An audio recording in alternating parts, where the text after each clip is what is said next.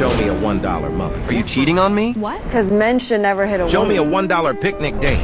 You've definitely seen some of these clips before. Well, where did they even come from? What is TikTok brain? We're starting to see an increase in ADHD. You're less likely to be able to focus, have longer periods of attention and concentration. People call them like clippers. People literally just re-upload other people's content. I watched a video the other day about a guy who makes 15K a month by just taking popular streamers' clips and putting them in the shorts. This is how 10 million views on TikTok got me this private jet. If you're trying to make money online, probably have seen this guy all over your For You page. But who even is he? It's the easiest job ever. You're just sitting on like a computer re-uploading other people's content. That's when my editing mindset switched from let me just get the job done to YouTube is a game, it can be cracked, and this is how I'm gonna win. It means this month, mortgage is done, Baba. It's over. No more mortgage. Whenever you see a clip with a game on the bottom, a Reddit story or an AI story on Instagram or TikTok, it's all because of this guy. How much are you making now on a monthly basis? We're looking at around $500,000 a month. Would you say then you also contributed to the detriment of the generation in popularizing just brain rot? Nah, you're right, a little bit. The truth is, So I travelled all the way to Nottingham to spend a day with him and to see if he's really as evil as he's made out to be. This is the kid that destroyed your attention span. Take a look at this guy. He's 21 years old, likes to go out with his friends, likes to play football, and lives with his parents. Seems like a pretty normal guy, right? Wrong.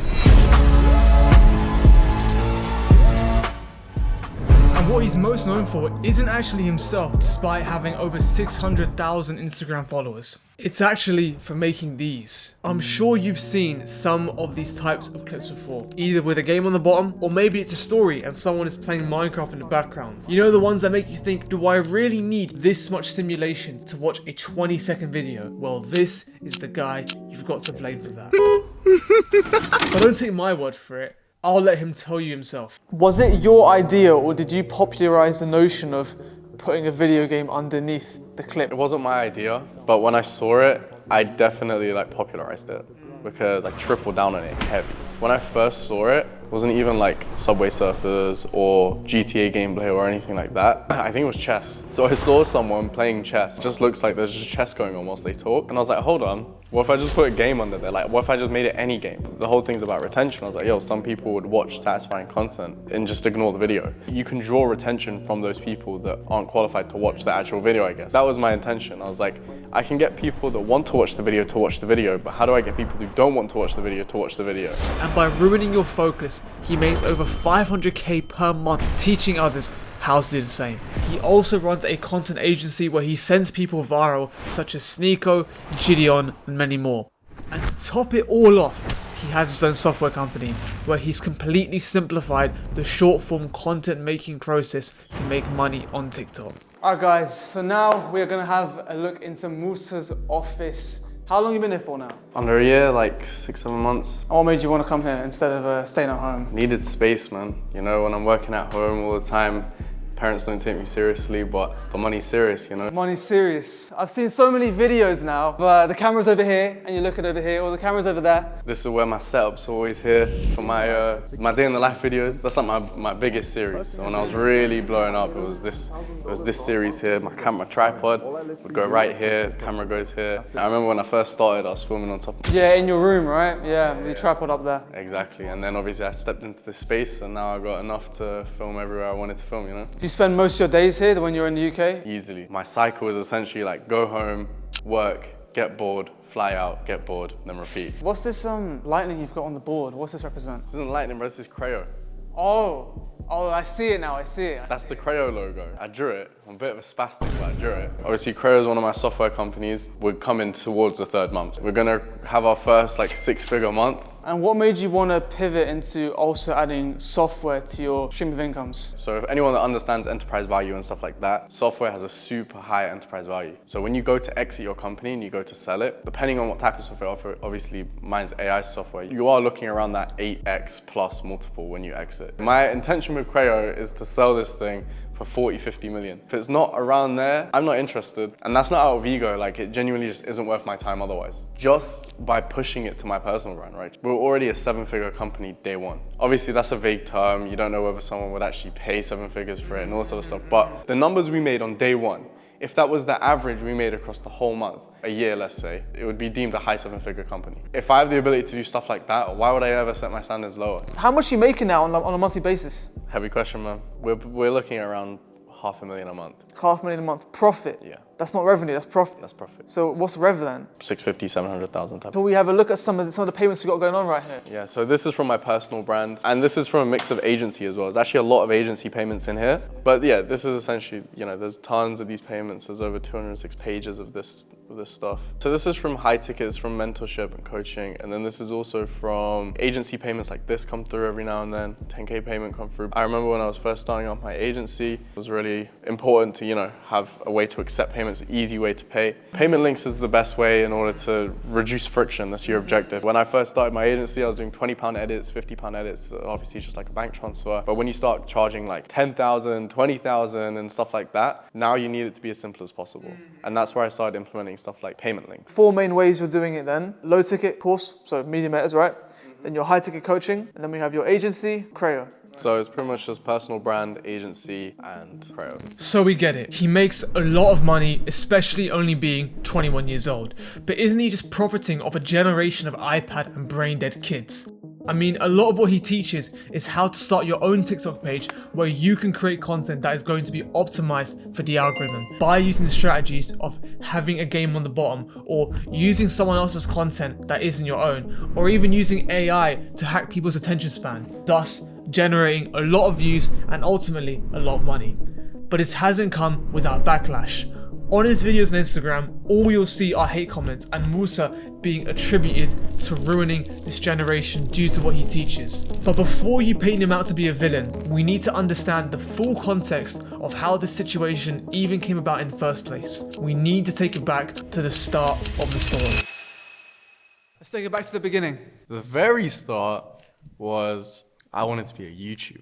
Through that process, you have to learn certain skills in order to achieve that. First one was you actually have to film, then you have to edit, you have to do thumbnails, and then you have to post. I picked up a camera, birthday money, £200, first camera, and I started vlogging. And I started vlogging because I just always liked the vlogging format. I went to abandoned buildings because that was when Joe Weller was doing his abandoned building shit. I then also had to take the footage and edit it, and that's when I picked up editing. So I started on Filmora. As time went on, I was like, right, let me shift into Premiere Pro. This is probably a bit like, let's say 2 years down the line, right? So. And how old are you about this point? 13, 14? No, I was about 15. After that, I was trying to get booked for photo shoots. I was trying to get booked for video shoots.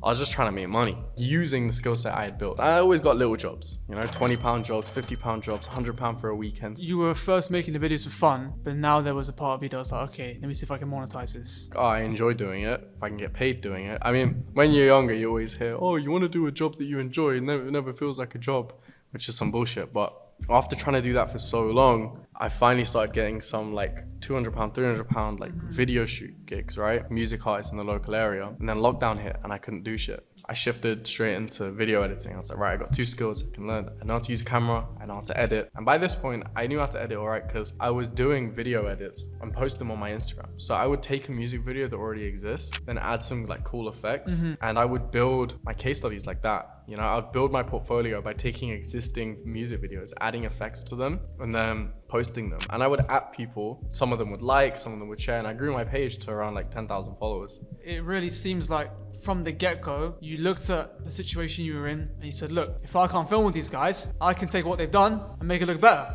Yeah. And I can find more people.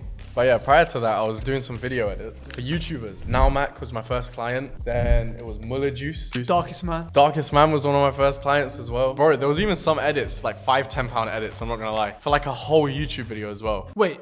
Let's rewind. 5-10 edits for a whole video. Yeah. Wow, you're really desperate. Yeah, but I was young, innit? I know, you have to be. Even then I was like 14, 15. I would maybe get like 2 or 3 a week. If I could make £20 a week, 14 years old, I was quite happy with that. I doubled down on editing and I was like, right, let me sign a full-time editing client, because my friend Joe used to edit for Memulus and I was like, damn. I was like, how much is he paying you? He was like, oh, he pays me like 4 or 5 grand a month. I was like, what? I was like, that's sick. I really wanted him to like put me on a second editor for Memeless or something like that. It didn't come, but that was when I was like, yo, I can be like a full-time editor. The realization. So, yeah, that was like definitely one of them. And then I worked with the Pro Gamer J for a bit. And through working with the Pro Gamer J, I learned that YouTube is an algorithmic game. That's when I learned it. That's when my editing mindset switched from, let me just get the job done for the £5 edits for Now Mac, to then switching to, right, YouTube is a game, it can be cracked, and this is how I'm gonna win. I remember editing a GTA video for him, and it was like the history of GTA from 1990 to 2020. And the thumbnail was like really pixelated car and then a hyper definition car, right? And that video is still live today, and it got millions of views. It got like 3 million views. And I was like, damn, this motherfucker paid me £80 to do the whole thing to return 16 in ad revenue. I was like, this fucking guy. This bastard. And Musa was looking to turn his video editing into a full-time career, but there was one issue: his father. Now, like most parents, Musa's dad was skeptical about if this career was really something sustainable. Can this internet money really be a long-lasting career? And that is when Musa was given an ultimatum that set the stakes for the future. Either make £2,000 a month online before the end of college, or have to go university. And Musa only had 3 months to hit his goal, else he would have to go university, which was something he would hate to do. The race was on. But it wasn't going to be easy. Musa had no experience in online business and no other clients to vouch for his past work. He was shooting in the dark, and shooting is what he did. DM after DM after DM on Instagram, hoping to land a client.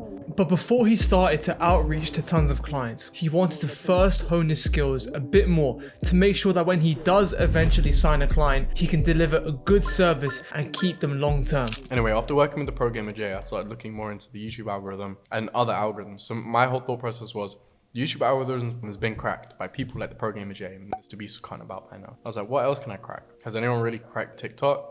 Now, there had been, because it's such a huge platform. I just didn't know about like a Mr. Beast type of TikToker. There just isn't one that cuts about. So I decided, I'm gonna figure this TikTok shit out. I was doing studies, right?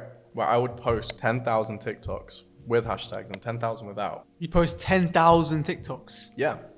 10,000 individual videos? Well, obviously I had a system set up in place, right? I had bots and stuff like that. Okay, right, sure. Download bots online. I was just trying to figure out like, how does the TikTok one work? So I eventually discovered stuff like on TikTok, hashtags mean nothing, but on Instagram they do. It sounds like throughout, you've got this recurring kind of desire to, I want to figure out how this works. I want to solve this. I want to solve that. Where did that kind of urge to find these things out? Where did that come from? It was personal. I had an issue. I was like, right, I want to solve it. How do I get around it? And that mentality is a skill in itself, in my opinion. Because some people, they'll come up against their first roadblock. I couldn't do it because of this. They just find the problem, it becomes an excuse. I never ever saw it as like a roadblock. I just thought, right, it's just a hurdle I need to overcome. After like learning everything I had been learning on TikTok, right, I wanted to like make sure it was legit, make sure I didn't waste my time. So I made one video that applied all the variables that I learned from the studies I was making. How long should a video be? When should I post it? Should it have hashtags? What should the caption be? How should I start the video? What should the hook be? These type of things, right? And I ended up making a Tommy Innit video. Now, the reason was circumstantial. Tommy Innit is from Nottingham as well. He was huge at the time. The park that he went to go and play basketball at or something like that is like right around the corner from my mom's house. So I made a video talking about that, and the way I presented it was perfect. It genuinely made an immaculate video. That was my first ever TikTok I posted, 1.5 million views. And I got over 35,000 followers from one video. Wow, 35,000 followers from one video is ridiculous. Even by today's standards, that's still insane. And that gave you the confirmation to be like, all right, I know what I'm doing. It's time to do it for other people. I think it was like before 2004, your parents had the opportunity to set up a trust fund for you in the UK that was provided by the UK government. So they would put £200 in there and invest it for you, and whatever it is when you turn 18, you just get it. And they have the chance to put money in there for you. So my £200 turned into 1,000 by the time I was 18.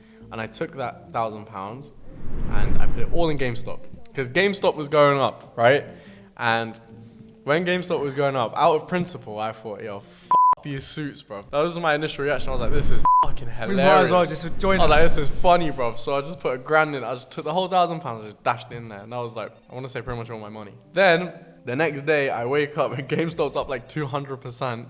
And my dad was like, sell it, sell it, sell it, sell it, sell it. Nah, bro, I'm gonna hold it. So I held it. It went up, and my 1K turned to 7, and I was like, all right, that's enough. And I sold, right? The reason I sold is because I wanted to buy a new computer, because my computer I had was like £400. It was like slowing down. I had it for like years already anyway. So I sold it, I bought a new one, spent £4 on it. It's still in my room right now. I still use it to this day. Same computer in my bedroom. $4 PC, serious. Yeah, that's why it's lasted me this long. And then I ran my agency and all the Sneako clips and everything off the back of that. And after this stage of testing, it was time to outreach. DM after DM, Musa pitched to potential clients, but no one seemed to bite until he had a conversation with Sneako. Now at the time, Sneako was a fairly big YouTuber with over 1 million subscribers and was known for his thought-provoking cinematic content. He was a controversial speaker with a die-hard fan base, and Musa reckoned he could be his editor. So after a few back and forth texts, but with no success, Sneako went on a live stream one day and was on Omegle. Now, it was Musa's chance to match with Sneako and sell himself to him. 18, no drink, no smoke, virgin, on the grind. I'm one of them ones. So I'm a video editor for like the Sidemen. I need an editor. What's your Instagram? That's a video of me in 2020 signing Sneako as my first client. At the time of Musa and Sneako starting to work together, Sneako was hovering around 1 million subs on his main channel and 50k on his second channel. He had blown up considerably around 1.5 years prior, but his channel was showing signs of slowing down and he was starting to fall off. He wanted some explosive growth and to become relevant again. He agreed to pay me $2,500 a month to do like all the clips and extra editing for him. Musa's role was pretty basic to start. He would do editing for Sneako's second channel where he posted vlogs. But Musa wanted more, and that's when he made his pitch to upsell Sneako. After working with him like as that job for like 2 months, I told him, bro, start streaming. I'll do all the long form clips, short form clips, thumbnails, titles, posting, everything. He would stream, then go to sleep. I would download the stream, make all the clips, post them all up with thumbnails and titles done, ready to go live. Then when he wakes up, everything's done. He streams, goes to sleep, wakes up, and all the work's done. It's a good deal.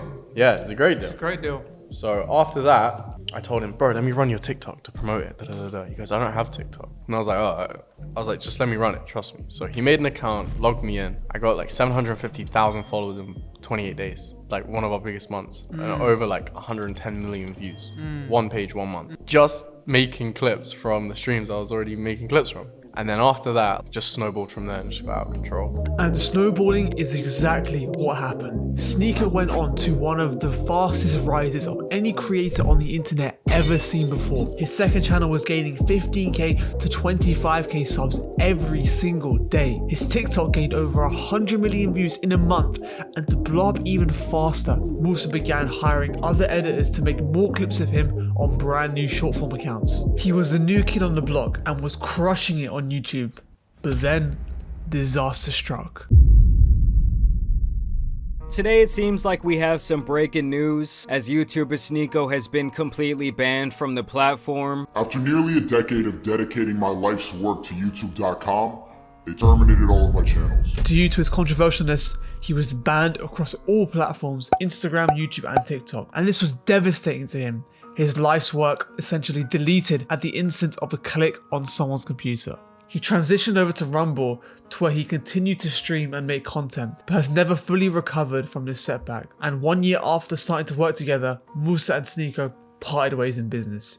But Sneako gave Musa plenty of referrals for other clients to get his agency going. After I did good for Sneako, he had no problem just putting me on. He actually got me my first large couple of clients to start up my agency. Off the bat, I was working with Sneako making like 2-3 grand a month. I think the most I made with Sneako was 8k in a month. I shifted into starting my agency. My first month of my agency did 20,000 in profit. So you went from 8 to 20, just like that? Yeah. After he put you on? My first month of agency, I made 20,000. And then I dropped to like 10. And I was making 10,000 for a while, 10 to 20,000. I was just like in that mix, 13k, 15k, I figured out like really good team management system, right? Outsourcing system where I could remove myself from the process and still get the same results. And after installing that, all I had to do was focus on outreach. So I signed tons of clients and managed to scale up to my peak during agency, 130,000 in a month in profit. And that was after how many months? Of what, running an agency? Yeah. 5. Month 5, you hit 130k. Damn. That's what like Atomic Habits talks about, right? It's the chart where it fucking like goes like this and then they call it like overnight success, when really Accumulation of 1%. small gains, yeah. It's 1% better every day. So yeah, that was it. Ever since 13, pretty much building everything up until that point where my life in 5 months went, you know? That basically showed the last 4 or 5 years of your work, and then all of a sudden, it then showed itself. It was building up for that. Yep. And you still got motherfuckers in my course talking about, been in there for 2 weeks and haven't made any money. Fucking retards. Takes time. Definitely took me time. It's just like relentless work ethic. If you are someone that's just willing to not quit, how can you lose? As long as you're relentless, right, and you're willing to accept that this is a process, it's going to take a while, right? When it comes to like learning a skill, you're just gonna keep working on it and working on it and working on it until you learn it. Then you're gonna look for a client and you're just gonna keep DMing until you find it. It can be 2 months, it can be 3 months. For me, to get my first client paying me 2.5 G's was like 4 years. That's relentless. And I'm talking about DMs every single day, trying to hunt for opportunities every single day. That work ethic is just what gets you there. You know, it's just about relentless behavior. We'll come back to this point around relentless work ethic later, but moving on. As Musa scaled his agency up to over $100,000 per month, he also began to scale up his personal brand through his short form clips in his room. And crucially, we saw the introduction of the creativity beta program on TikTok around this time. In the past, they used to only pay $30 to $50 every 1 million views, but now it was closer to $1,000 every million qualified views. So he began to run TikTok pages, taking other people's content and applying the strategies of algorithm optimization that we discussed earlier. The creator gets more exposure and he makes money. A win-win, no? He continued to scale up these pages, eventually having them fully automated, at which point he began teaching others how to do the same with the release of his course, Media Matters. And as thousands of people joined his program, we saw the birth of more and more of these brain rot-esque type clips that began to swarm the internet. Don't forget, he teaches how to make content that is optimized for the algorithm. This means hyper-fast editing, tons of sound effects, bright subtitles, essentially something on your screen that is constantly attention jacking your mind. But can you really blame him? At the time of crafting the strategy, he was testing multiple different ways on creating content, and this is the method that happened to work the best. Before you know it, every single Sneako video had a GTA video underneath it, and I just got my whole team to double down on it. Hundreds of pages, hundreds of accounts, thousands of videos being posted a day. I was definitely inspired by it, by someone else, but like I definitely popularized it 100%. But I also wanted to learn more about who this guy really is. Good morning. Good morning. It's not like you meet someone every day who makes $500K a month at 21 years old. And can you really attribute all his success down to just relentless hard work alone? Or is it a combination of working hard as well as being in the right place at the right time? When you started as trying to be a creator yourself. You started doing editing for other people. But now you've had this transformation into a businessman. You've turned from doing the clips to being the guy who runs all the editors, who has all the clips. I'd like to learn a little bit more about that transformation later, because I think that is quite important in your journey. Does anything come to mind right now? I did want to be like a YouTuber and all this other stuff, but if I'm being honest, I'd rather be rich than famous. I thought, right, how am I going to make more money, you know? Because in my opinion, influencers don't make half as much money as they should, because they don't know how to monetize their audience. So if you know how to monetize an audience and you know how to get an audience and you put them together, you're just... Then that's it. You cracked it, that's it. So you got 2 desks. What's going on right now? So this is my desk here. Obviously I've got my Media Matters logo here. For the most part, this is where I'm getting a lot of my editing work done. Still editing yourself? I edit my own videos. So all the videos on my Instagram, they're all edited by me and they're all filmed by me. Do you still enjoy that process though? No. You don't? Nope. You don't enjoy it? Nope. You're sick of it? Yeah. Wow, wow. I really like the creative aspect of filming and video editing and just all that stuff. Genuinely is an enjoyable process to me. But the problem with the creative side of everything, I do it when I'm motivated. Creatives work when they feel motivated to do it. So a lot of times you might watch a short film and be like, damn, that's sick, I want to make something like that. Now all of a sudden you're gassed up and you're motivated to go and make something like that. I had to find that discipline element in the creative side of everything to make like a video every day to push my personal brand. You did it because you had to do it, not because you wanted to do it. Exactly, yeah. My second desk, this isn't for me, this is for my employee Dan. He was my first employee for my agency. Taught him how to edit, I showed him how to use Premiere Pro. He started clipping, He did really well. He got a page to 100,000 followers in 4 days. This was during the Sneako gold rush. While Sneako was blowing up. Okay, right. He was even getting paid from TikTok, like at that time as well. Creator Fund would pay like £250 for like 5 million views. But even then, he was getting like 100 million views in a month. So he's still getting a bit. Still making like 4 grand. I was teaching people how to make money on TikTok before the creativity program even was a thing. When it came, everything just went up. How many TikTok pages have you got running right now? Right now, I have around 13, but they're all ran by people. Nice little PS5. I saw you got another one over there, right? You got 2 PS5s. That one's for my desk, so when I want to play, I'll play there.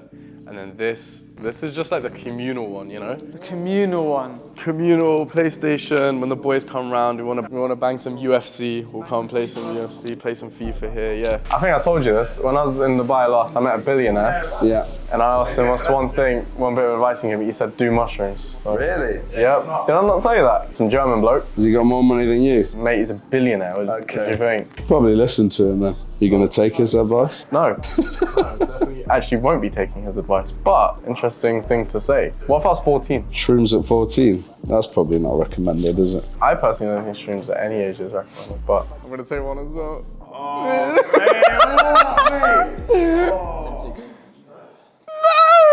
Are you sure? Oh, fuck you, motherfucker! Motherfucker! Wow, wow. Yo, there were people in Miami that kept saying like Reddit like terms, and he's like, he's a fucking goomer. Like when he's 36 with like 4 kids. Yo, you know, him and some other guy on the Fresh and Fit panel were arguing, yeah, and the other guy was like some fucking roid head. And he was like, look at you, you fat fuck. Do you look in the mirror? Are you proud of yourself? And then what did he say? He was just like, I'll shoot you. But it seems to me you got a pretty good work-life balance, no? I definitely work a lot, but like the objective of entrepreneurship, get to a point where you build a system that detaches yourself from the business. And now I only have to work an hour a day and make $500,000 a month. That's the stage that you want to get to. Do you think Jeff Bezos and Elon Musk are really putting in like 15-hour shifts a day? No. But before you get into that point where you have the systems in place, would you say you need to hustle your balls off to get there? 100%. When you start a business, you need to do everything yourself. Or if you want to start selling something online, you have to learn how to make a website, how to write copy, how to do the graphic design, how to like set up all of your back-end apps and shit like that. You have to do all that. You can't just hire a graphic designer, hire a web designer, you ain't got money. You do need to learn all of these things and then do all of them yourself, which takes a lot of time. Once you can do that and then it makes sense to outsource parts of it, then you start getting people to outsource parts of the business. Yeah. Many people, they only see the side of you that is related to, this is how I made $10,000 this month. Go onto YouTube, find this clip, put a game, right. That's what people see. What about the side of you that people don't see? People don't see the side of you that has, a strong religious background, your morals, your values. As you make more money, you meet people of all different walks of life. Some have integrity and some don't. What do you think within yourself, in terms of outside of business, you think has contributed to your success? It's definitely religion, 100%. Because it kept me away from all the stuff I definitely would have been distracted by. 100%. I would have probably got to the place I'm at now, but I would have learned the lessons the hard way by having to do them all myself, you know? From young, I've always kind of had this mindset of like, you can learn from the mistakes of others, and that's what smart people do. Because they put themselves ahead without having to put themselves behind. Listening to my religion, like blindly following my religion. When you're a kid, that's what you do. You can't actually come up with full justification for a lot of your actions. You blindly follow your parents, you blindly follow your teachers, and I blindly followed my religion. I did that because I trusted my parents. By doing that, I never ever had to put myself behind by like getting caught in any swivels of degeneracy. No drinking, no smoking, no like messing around with girls or any of that stuff, which are things that a lot of people struggle with. I'd never ever had to struggle with them. And as a result, I would look for things to compensate me in the meantime. Those things happened to be work. Discovering my passion, once I found it, it was tripling down on it and just doing it because you enjoy it. I just grew up, that was taking me to the mosque since young. Even now, every Friday, hit the mosque, and that's that. It was nothing like super strict. My dad never forced me to pray, never forced religion on me. He kind of just told me about it, and then the rest was up to me. If I wanted to learn it, I should take the initiative, you know, that type of thing. You can't force a man to pray. If I don't want to do it, I'm just gonna grow up and not do it. But I guess he just showed you, Yeah, he just showed me, and I was like, yeah, this makes sense, I like it. And then I went and did it. So it's clear that Musa has a strong religious background, stays away from degeneracy, and overall tries to do good for the world, but there's no denying that brain rot content isn't doing anyone any favors. So I wanted to press him on this ethical issue regarding what he has promoted. Would you say then that you also contributed slightly to the detriment of the generation in terms of the whole popularizing just brain rot? So, means to an end? Or... Nah, you're right, a little bit. The truth is, that's what people want to watch. I mean, people are gonna watch it anyway, right? I guess it's not really a good excuse. If you start using that excuse for everything else, then the world just becomes a worse place. But I don't know, man, this is content. It's about optimization. How do you optimize viewers? It's easy to get people to wanna watch a video but how do you get people who don't wanna watch it to watch it? That was my entire thought process. I just go where the data tells me to go. If the data is showing me that no GTA gameplay works best, then that's what I'm gonna run with. I'm making what the platform pushes, you know? And the platform pushes what the people want to see. Yeah, it's what they want to see in the short term, but I mean, people know long term, but they get addicted, right? That's not the same as having an impulse to watch something because you're bored compared to I am making the conscious decision to watch brain rot content, because it's never that, right? It's impulsively because they're trying to dampen their mind. Have you thought about potentially the long-term effects on people of this? Let's say you had a kid. Would you want him watching these kinds of videos and scrolling all the day? No, but like you start with yourself, right? Like you can't save everyone. If I want to make a change, I'll make that personal change. And then also it can be used to spread positive messages as well. So for example, with people like Tate, people like Hamza, people like, I guess these self-improvement guys, truly if you kind of scrape away the personal opinions, just bring in the objective ones, you kind of are just left away with like this be a good person type of message. You can spread that be a good person type of message by using these forms of delivering that message to people. So you can use what's around it to deliver a better message. I do work with Sheikh Uthman and Aki Ayman, and it's a way of now delivering dawah, but through short form. It's like a way of reaching the youth. He even tells me like, yo, like your videos have an impact. I was like, what do you mean? He goes, well, you're making all these clips and then people come up to me and say, yo, I first saw about you from this clip and that, and I'm a Muslim now and da da da da. Imagine that all started from a short form clip. Imagine it all started from a TikTok. Obviously it can go both ways. People can get worse because of it. It depends what you're proactively doing. Like, so I am trying to offset. I'm definitely doing my part in like, not trying to offset because I don't think it's entirely wrong, but I'm doing my part trying to spread a positive message with the skill set I have. It's just that we both know, right, what's going to go the most viral. It's going to be the craziest clips, right? You know, so, and they often aren't going to have the good objective message of being... Well, I mean, it depends how you see it. Me personally, like even with Sheikh Uthman's channel, I've done multiple hundreds of thousands of subscribers in a month. I don't know, bro. I personally think religious debate content, it could be up there. Yeah. It's definitely you can contend with it. I'm sure that if I ditched all of my TikTok automation pages now and only made religious debate content with Sheikh Uthman, I could still make the same money. Bro, think about religion. It's like most of the world. And so that's what he has to say about popularizing brain rot content. You can look at it as either he's overall a good guy, found a strategy that worked, doubled down on it, but was unable to foresee the detrimental effects it could have to people in the long run. Or he knew this style of content would work all along and he purposefully exploited a generation for his own personal gain. You can make that judgment for yourself. But one thing that I did find remarkable about Musa's story is how he predicted his own success years before he had even landed his first client. What I've got here, these are a small collection of some of your oldest tweets that you were saying about yourself and basically foreshadowing your future.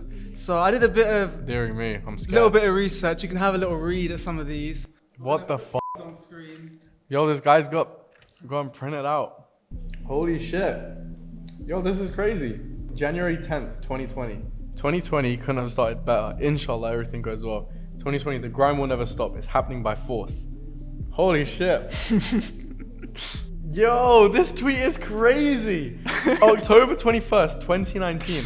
This is what I have to do in A-level media. Tell me I'm not wasting my time. I dare you. I could be perfecting my passion right now. Yo, I remember doing that. Holy shit. The more I sit in college, the more I think I'm wasting my time. The schooling system ain't for me.